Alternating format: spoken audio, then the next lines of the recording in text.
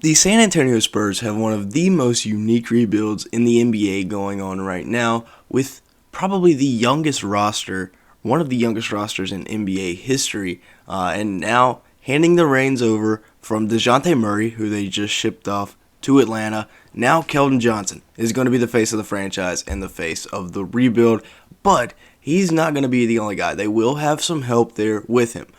Josh Primo is a guy that some Spurs fans think that they should build a team around him.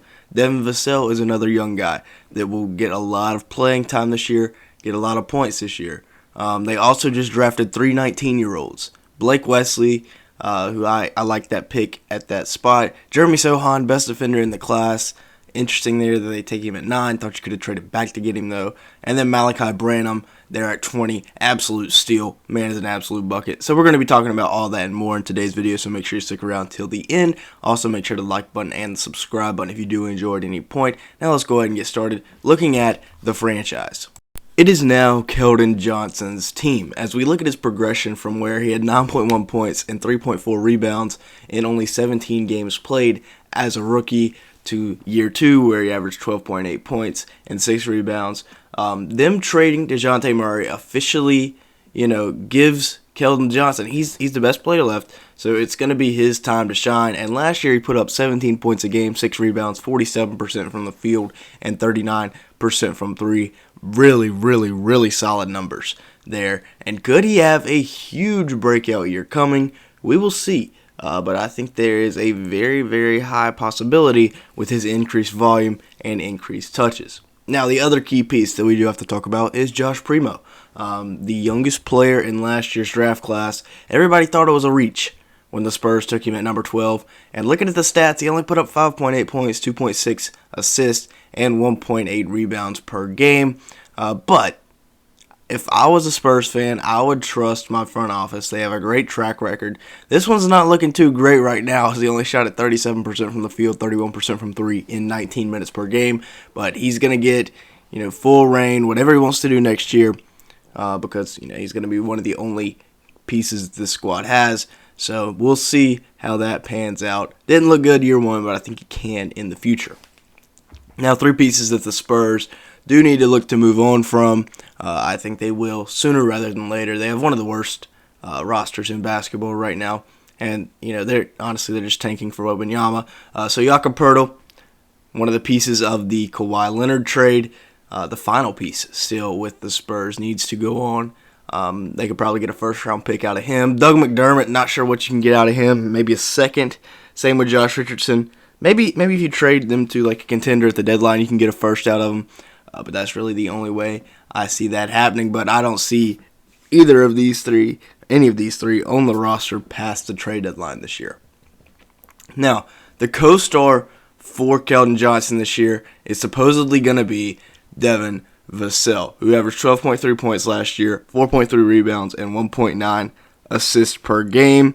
Out of Florida State, I believe this will be his 3rd year. So he's looking to take another step. We saw what Keldon was able to do in his 3rd year. 43% from the field, 36% from 3, and 1.1 steals per game last year. Everything's shaping up for him to have a big-time year. All the signs are pointing towards that.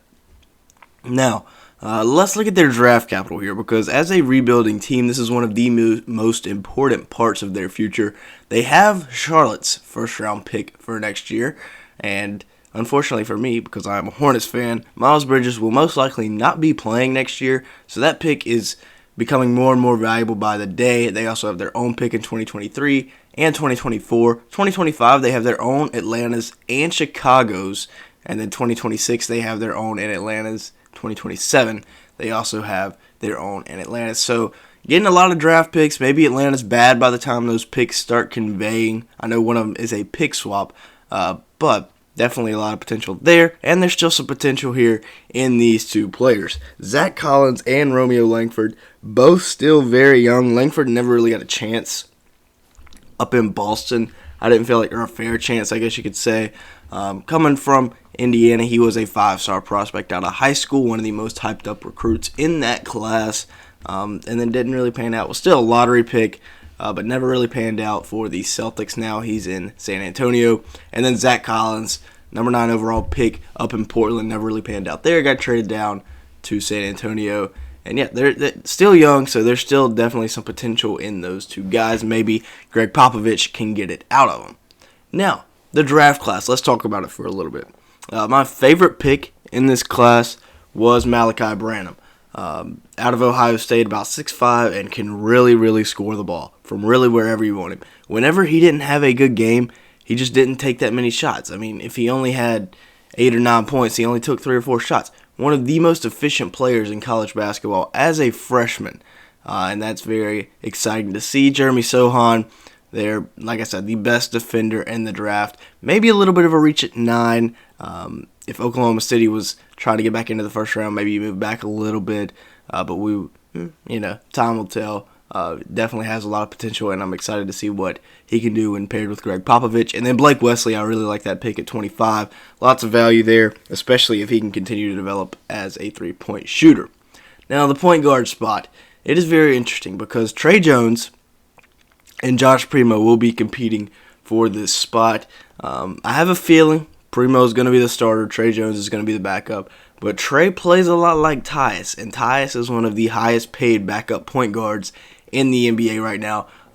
So, if you're looking at it and you lock both these guys up, if you decide these are your two guys, you can have your backcourt secured for the next 10 to 15 years if you rock with these guys because, I'm a big fan of Trey Jones. I think, he's going to be a lot like his brother Tyus.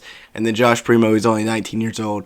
So much potential there at 6'6", and can shoot the ball. Now, let's take a look at the lineups this year because, as I mentioned, this Spurs squad is probably one of the least talented in the entire NBA.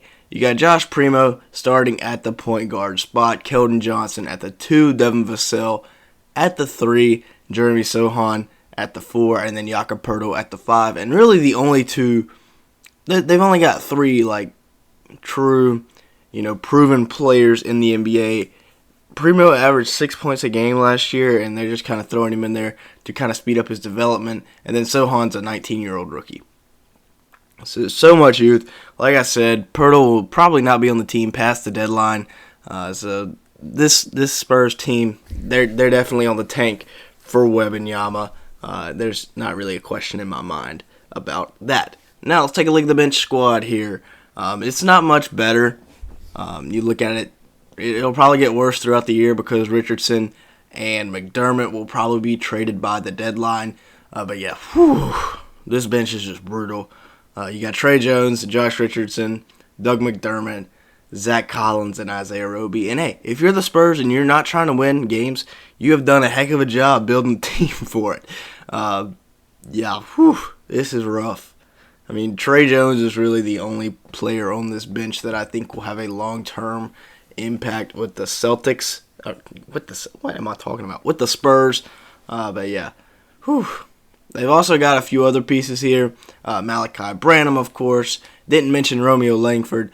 He could probably be stepping in to that spot where Josh Richardson is if he gets traded. If not, Branham can. You also got Joe Wieskamp out of Iowa. And then Blake Wesley, who we didn't really get to talk about. I really like him, though.